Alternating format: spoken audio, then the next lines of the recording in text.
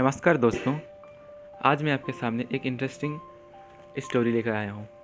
तो चलिए कहानी शुरू करते हैं। एक मूर्ख राजा के यहाँ दो मंत्री थे। उनमें नीलांबर बड़ा ही विवेकशील था और पीताम्बर परम मूर्ख था। पीताम्बर राजा के जैसे ही मूर्ख था। वो उसकी सलाहों को ज़्यादा मानता था। इस कारण जनता को अनेक तकलीफ़ों का सामना करना पड़ता था। जनता सोचने लगी कि आखिर इन तकलीफ़ों से कैसे छुटकारा मिल सकता है। इसी बीच निखिल राज नामक एक युवक को एक युक्ति सूझी। वो लोगों से कहने लगा कि उसका विवाह राजकुमारी के साथ हो गया है। यह खबर राजा के कानों तक पहुंची। राजा ने निखिल राज को बुलाकर पूछा, सुना है तुम हर किसी को ये बताते फिर रहे हो कि तुम्हारी शादी मेरी बेटी के साथ हो गई है। क्या यह सच है? महाराज, ये बातें सच है, चाहे सपने में ही क्यों ना हो। राजा का दामाद बन जाना कितनी बड़ी बात है, निखिल राज ने जवाब दिया। इस पर राजा ने अपने मंत्रियों से सलाह मांगी।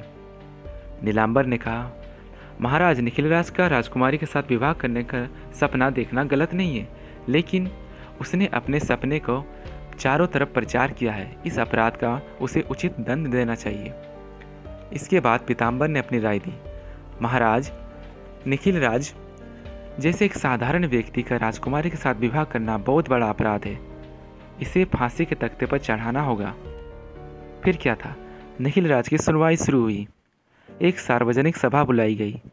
इसे देखने के लिए लोगों के भारी भीड़ लग गई। निखिल राज ने सबके सामने ये स्वीकार कर लिया कि उसने सपना जरूर देखा है। इस पर राजा ने क्रोध में पूछा कि सपने में राजकुमारी के साथ शादी करने की तुम्हारी हिम्मत कैसे हुई? महाराज, आप मुझे क्षमा करें। मैं जानता हूँ कि मैं राजकुमारी के पैरों की धूल भी नहीं। मेरे रोने धोने व मना करने पर भी आप हमारे पड़ोसी राजा वैभव सिंह ने राजकुमारी के साथ जबरदस्ती मेरा विवाह कराया है, निखिल राज ने चतुराई से कहा। यह बात सुनते ही राजा आग बबूला हो उठा और बोला, वैभव सिंह की ऐसी हिम्मत, उसका घमंड तोड़ना होगा। क्यों नीलांबर, तुम्हारी क्या राय है? महाराज, यह तो एक सपना था। अकारण पड़ोसी राजा के साथ झगड़ा मोल लेना राज्य के लिए हितकर नहीं है। पर राज्य वंश की मर्यादा भंग करने के अपराध में निखिल राज को केवल दंड देना हमारा कर्तव्य है, नीलांबर ने समझाया। पीताम्बर, तुम्हारी क्या राय है? राजा ने पूछा। महाराज, वैभव सिंह को अगर हम क्षमा कर दे तो इसका मतलब होगा कि हम कायर हैं, इसीलिए उसका सर कटवाना ही होगा, पीताम्बर ने अपनी राय दी। राजा ने सेनापति की ओर मुड़कर आदेश दिया, सेनापति, तुरंत सेना को तैयार करो। राजपुरोहित के द्वारा हमला करने के लिए मुहूर्त निश्चित करवा दो। ये काम मिनटों में हो जाना चाहिए।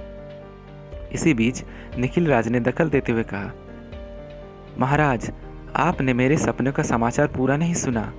जानते हैं वैभव सिंह ने मेरी शादी कैसे कराई? वो पहले हमारे राज्य पर चढ़ाई कर बैठा। उसने इन नीलांबर और पीताम्बर मंत्रियों के सामने ही आपका संहार किया। इस पर नीलांबर मंत्री ने आपकी मृत्यु पर दुखी होकर कहा, देवता जैसे राजा के मरने के बाद मेरा जिंदा रहने से क्या फ़ायदा, और उन्होंने अपनी छाती में छुरा घोंपकर आत्महत्या कर ली। ये बात सुनकर राजा प्रसन्न हो गया। नीलांबर के साथ आलिंगन करने के उसने निखिल राज से पूछा, उस वक्त पीताम्बर क्या कर रहा था? निखिल राज ने आंखों में आंसू भरकर कहा, महाराज, जब आपकी मृत्यु पर सारी प्रजा रो रही थी तब पीताम्बर मंत्री महादय वैभव सिंह के पैरों पर गिर पड़े और बोले, मैं आपकी शरण में आया हूँ, मुझे बचाइए। इस पर वैभव सिंह ने पीताम्बर को मंत्री नियुक्त कर लिया। तब पीताम्बर मंत्री ने खुश होकर वैभव सिंह की जयकार की। ये शब्द सुनते ही राजा की आंखें क्रोध से लाल हो उठी। उसने क्रोधवश कहा, पीताम्बर जैसे विश्वघाती के लिए मृत्युदंड ही उचित है। नीलांबर के मुख से अनायास ये शब्द निकले, शिव शिव। पीताम्बर, तुम इसका क्या जवाब देते हो? राजा ने अपनी आदत के अनुसार पीताम्बर से पूछा। पीताम्बर राजा की मूर्खता को अच्छे से जानता था, इसलिए वो कांपते स्वर में कहा, महाराज, मुझे क्षमा कीजिए। जान रही तो भीख मांगकर भी पेट पाल सकता हूँ। आपकी आज्ञा हो तो मैं इस राज्य को तुरंत छोड़कर चला जाना चाहता हूँ। उसी दिन पीताम्बर को उस देश को छोड़ने का आदेश मिला और वो देश छोड़कर चला गया। उसके जाते ही नीलांबर मंत्री से पूछा, नीलांबर, मैं इस निखिल राज को कोई पुरस्कार देना चाहता हूँ, निर्णय नहीं कर पा रहा हूँ कि क्या दूँ।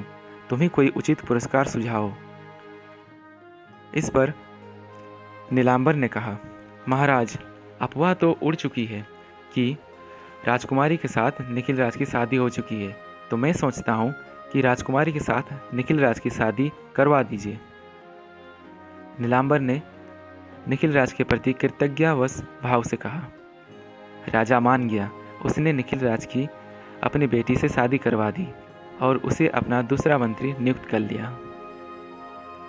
तो दोस्तों, कैसी लगी आपको ये कहानी? ऐसे ही और इंटरेस्टिंग कहानियों के लिए सब्सक्राइब कीजिए और ज़्यादा से ज़्यादा शेयर कीजिए स्काई बुक स्टडी को।